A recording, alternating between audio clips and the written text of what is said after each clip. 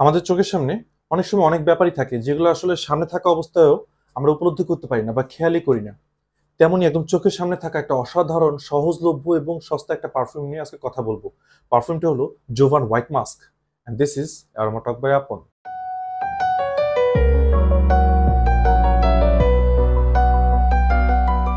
1972 সাল অর্থাৎ আমাদের মুক্তিযুদ্ধের সময় থেকে তারা আসলে পারফিউম নিয়ে কাজ করে যাচ্ছে এবং সবগুলো পারফিউমই বেশ বাজেট ফ্রেন্ডলি এবং খুবই ইউনিক।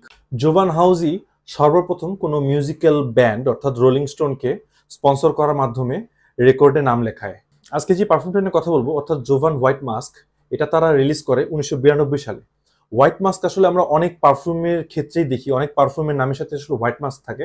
আসলে কস্তুরি বা মাস্কের কোনো সাদা ব্যাপার নেই বা হোয়াইট মাস্ক কোনো স্পেশাল এলিমেন্ট না। কস্তুরীর সাধারণ যে কনসেন্ট্রেশন থাকে সেটাকে অনেক বেশি ডাইলুট করলে, একদম হালকা করলে সেখান থেকে একটা মিষ্টি ফ্লোরাল গন্ধ আসে এবং এই হালকা একদম লাইট কস্তুরি বা মাস্ককেই হোয়াইট মাস্ক বলে।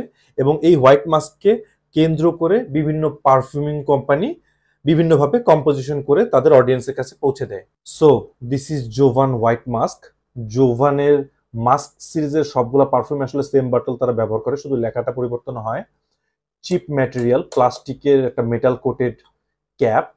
স্প্রেয়ারটা আসলে খুব বেশি ইমপ্রেসিভ না, ওভাল শেপ সিলিন্ড্রিক্যাল একটা বটল এবং স্প্রেয়ারটা যদি আমরা খেয়াল করি মোটামুটি কাজ চলার মতো একটা স্প্রে হয়। এবং জুস কালারটা দেখতেই পাচ্ছেন, একটু ইয়েলোইশ রেডিশ, লাইট রেডিশ একটা কালার। আর এটা কনসেন্ট্রেশন থাকে হলো কোলোন, অর্থাৎ এটা সবচেয়ে diluted form of any perfume.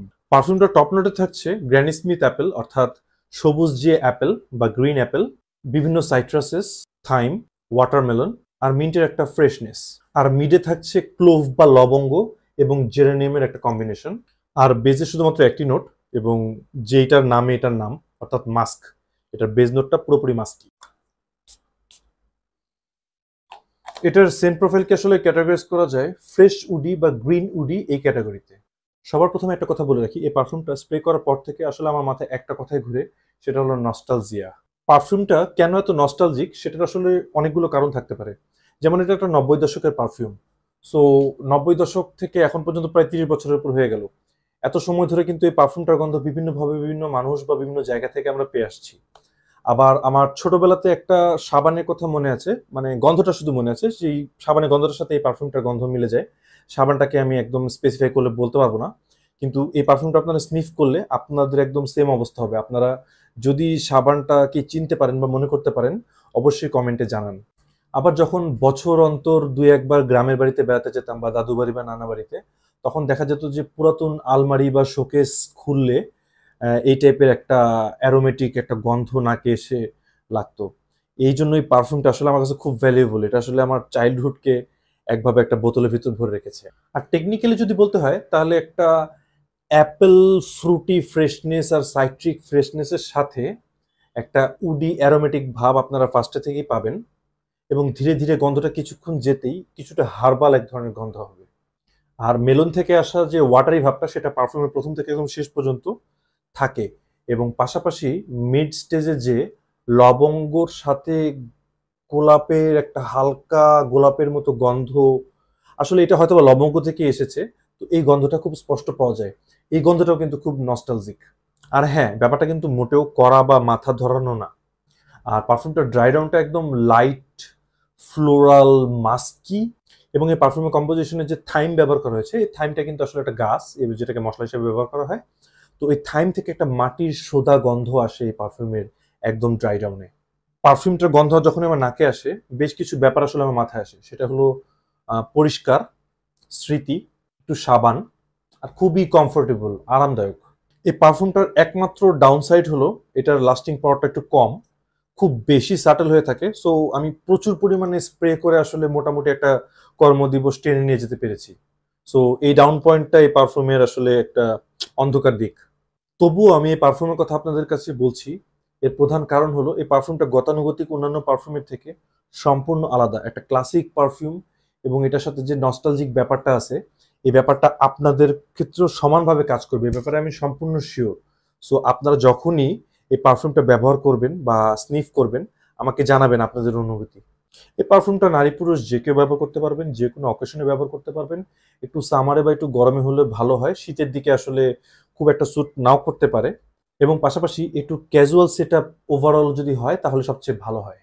যারা শুধুমাত্র চারদিকে ছড়িয়ে পড়বে, সবাইকে নিজের অস্তিত্ব জানান দিবে, এরকম লাউড পারফিউম, সকালে স্প্রে করলে রাত পর্যন্ত গন্ধ থাকবে, এরকম লং লাস্টিং পারফিউমকেই আসলে অ্যাপ্রিসিয়েট করেন, তাদেরকে বলবো এই পারফিউমটা ট্রাই একদম না করতে।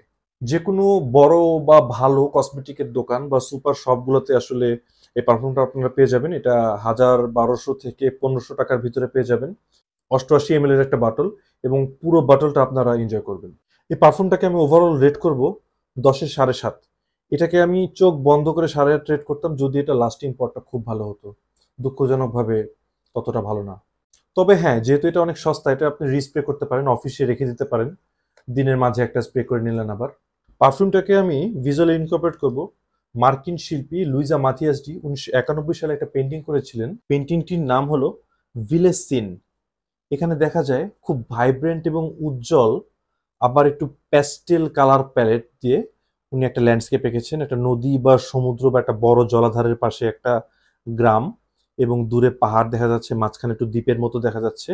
ছবিটা খুবই ভাইব্রেন্ট, এবং এই ছবিটা সামহাও 90s-কে খুব সুন্দরভাবে রিপ্রেজেন্ট করে। সো এই পারফিউম এবং পেন্টিং দুটি 90s-এর মাস্টারপিস বলবো আমি।